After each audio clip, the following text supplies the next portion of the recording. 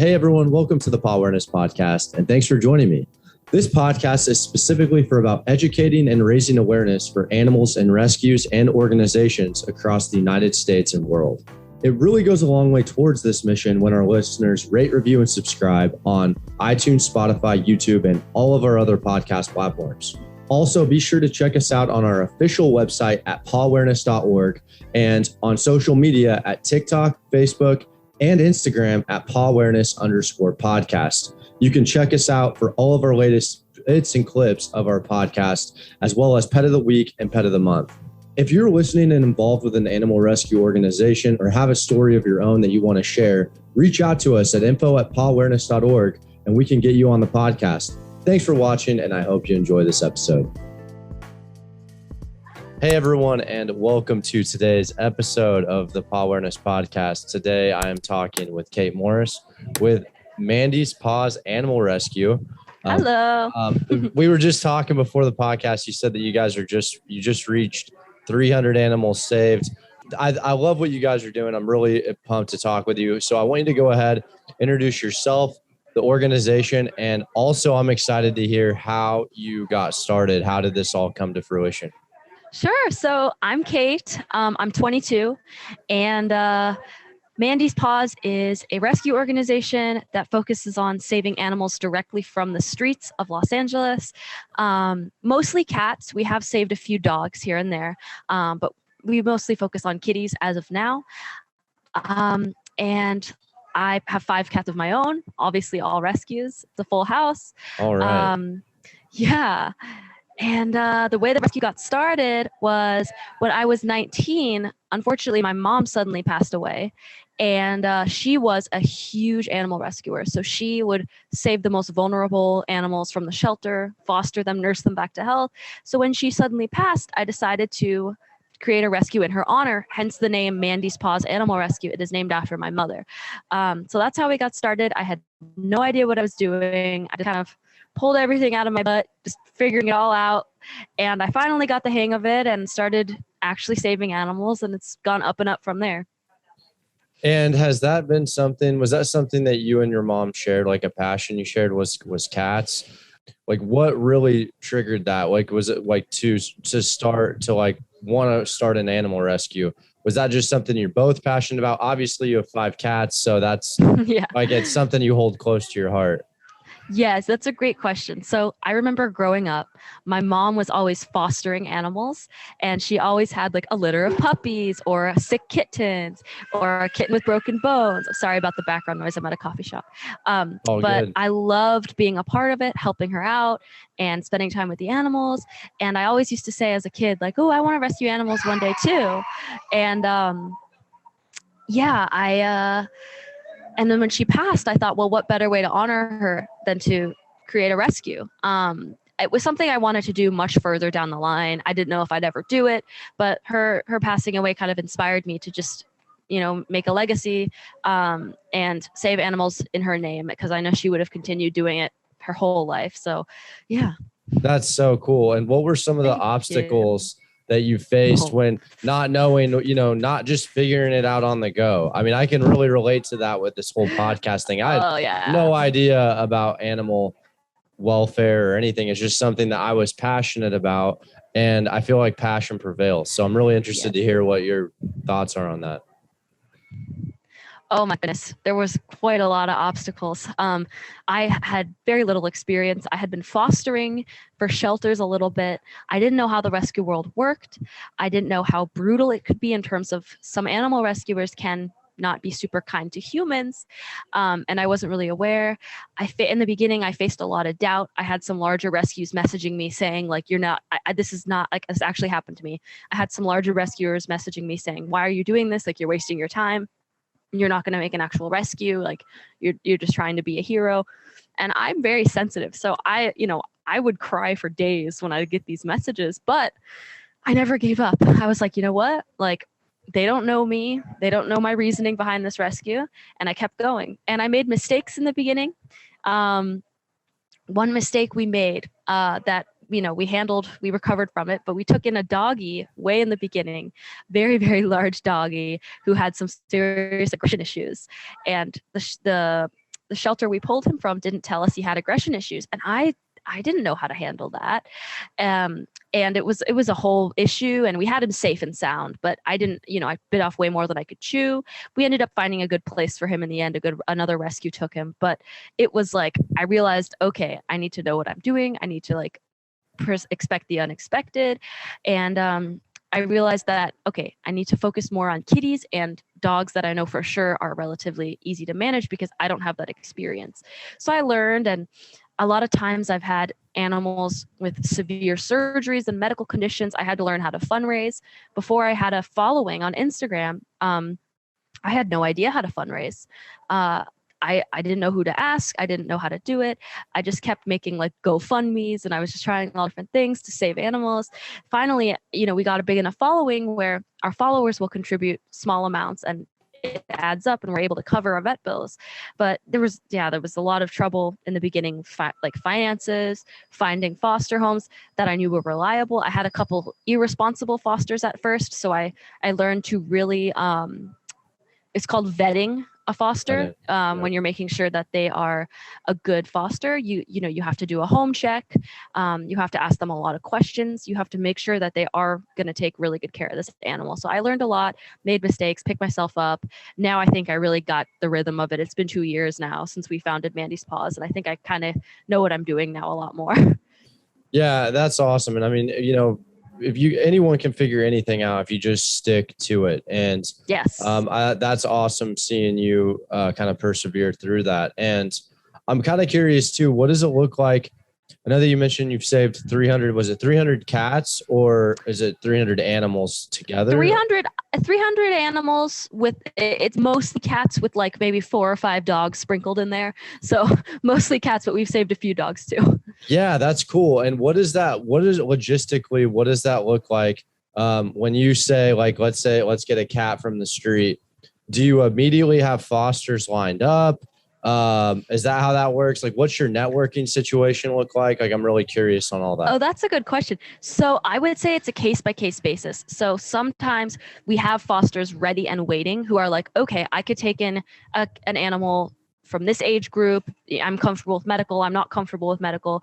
On their foster application, we ask them what they are comfortable with. What are they comfortable with bottle feeding? Like all these things. So sometimes we have a few waiting for animals.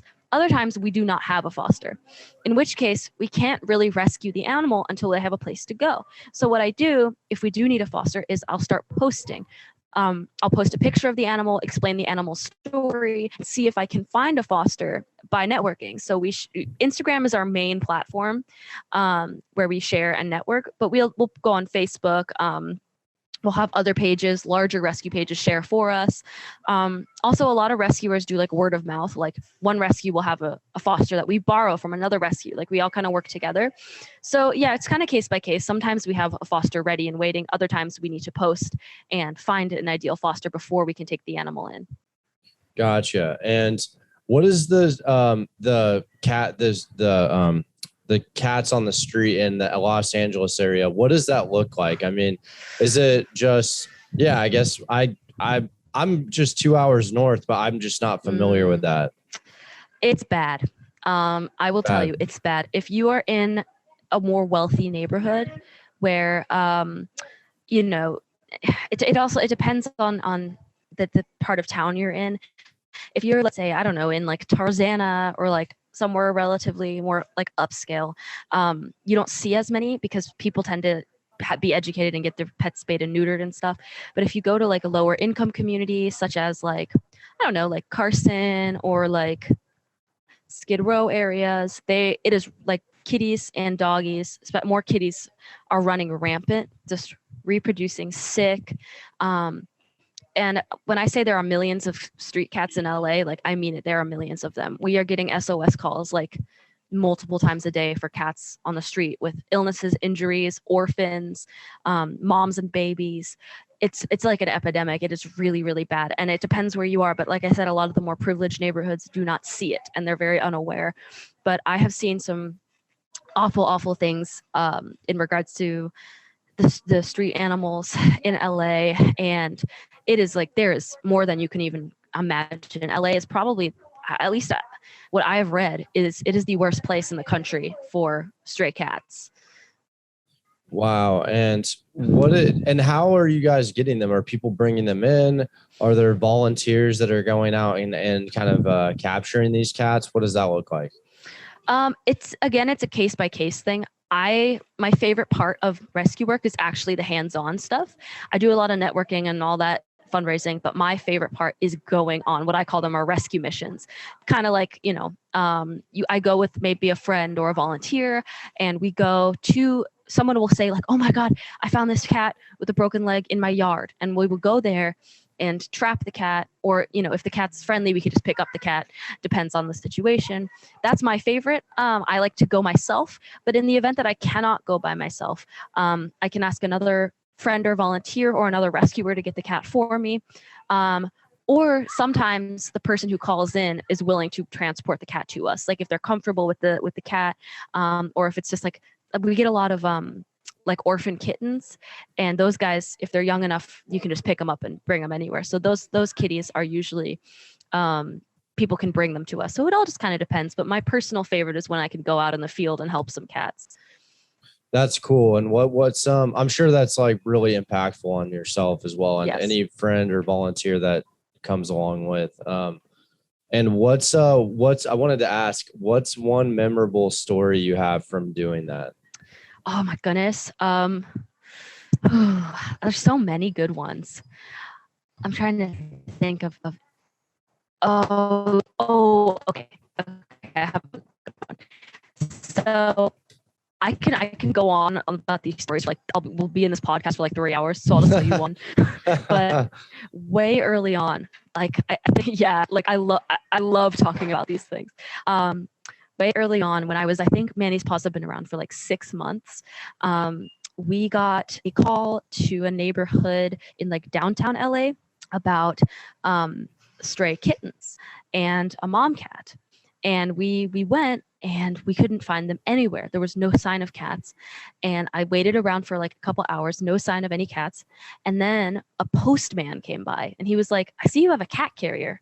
And I was like, yeah, what do you know about any cats here? And he was like, actually 2 houses down the street, there is a huge cat problem. And I was like, oh, I think we were in the wrong place.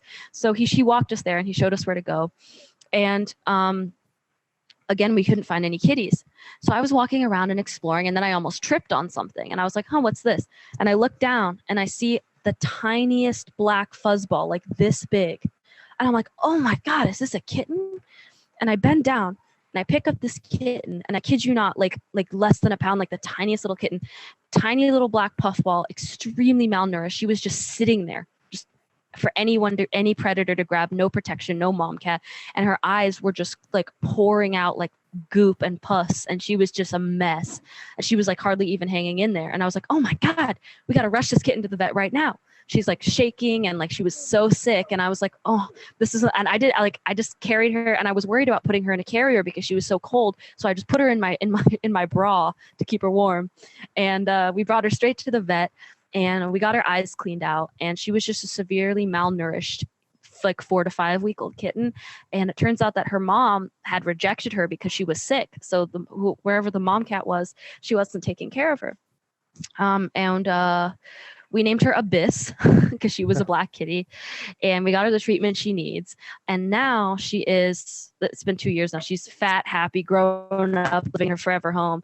But that one really stands out in my mind because she was just so vulnerable. Like any animal, any person with bad intentions, she just completely trusted me. I picked her up. She started purring.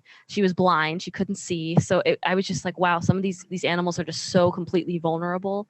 And anything could happen to them. And it was very almost humbling that she trusted me and like let me help her. And we ended up returning back there and getting some kitties fixed and taking some more kittens in. But she really stood out in my mind. She was something special.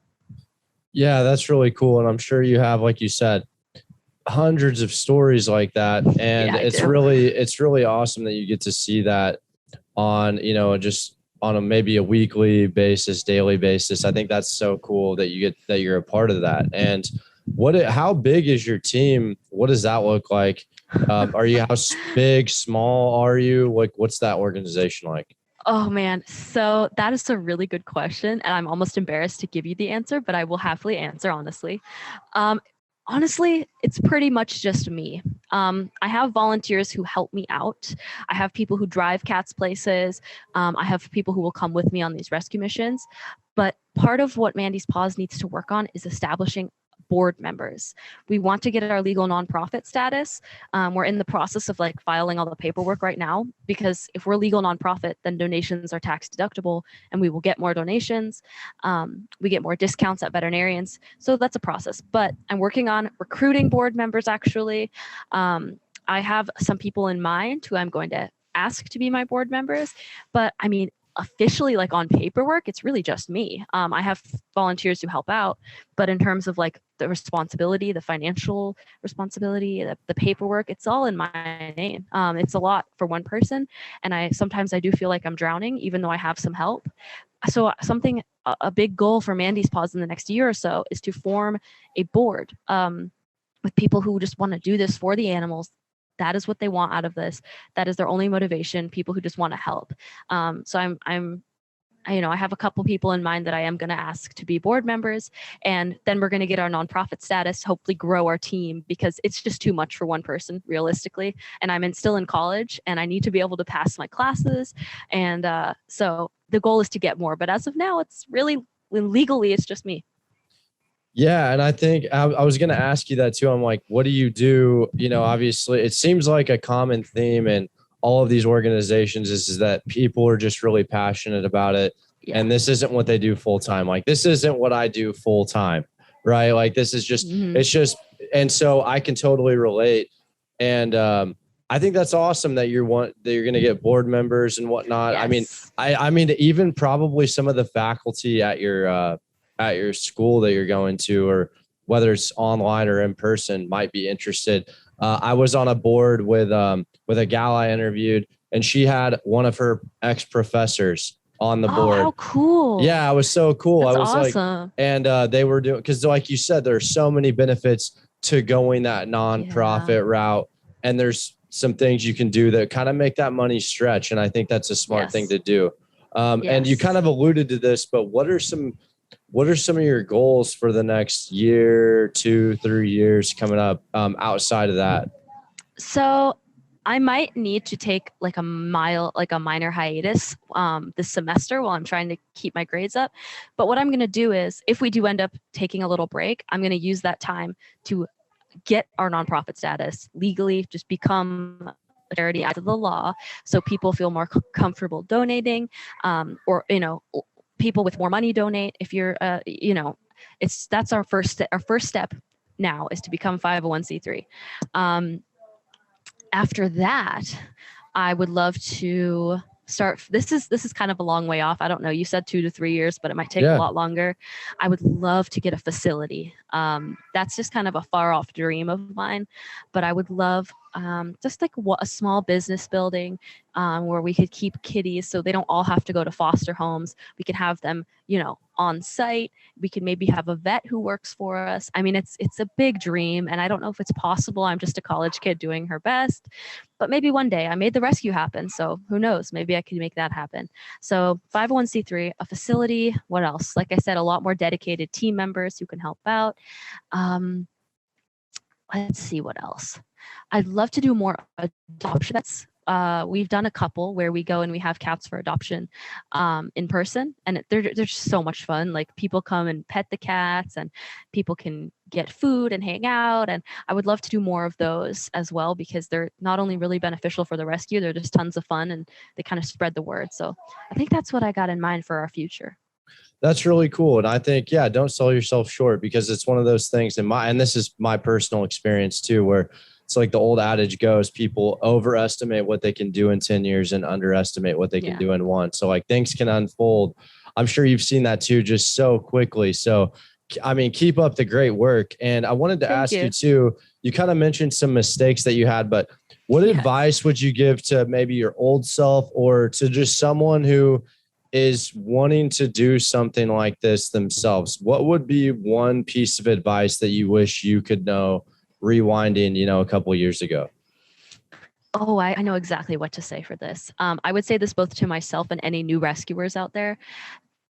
In the moment, when you make a mistake or when something stressful is going on and you don't know if you'll be able to pay for a surgery and you're just freaking out, breaking down, just remember that it will be okay. Like, you will get through it, and if you choose to continue rescuing, you will be able to. There were so many times where I felt hopeless and I was like, oh my God, I have to quit. I have to give up. And I didn't. And it worked out. And as stressful as it was in those moments, I got through. I somehow pulled it together. I somehow fundraised enough money, or I somehow found the right place for an animal. I always figured it out. I have never, something that I'm really proud of with our rescue, we have never had to euthanize an animal because we couldn't afford care. And that it's never happened. And it's, if you are determined enough and you work hard enough, no matter how big the amount of money is that you need to save an animal, it's possible. Just calm down, take a breath, think about a month from now, you'll be okay, and this will be in the past. That's what I would say. That's really cool. Like, just like have that peace of mind. Like, don't worry, Yes. it's all gonna work out.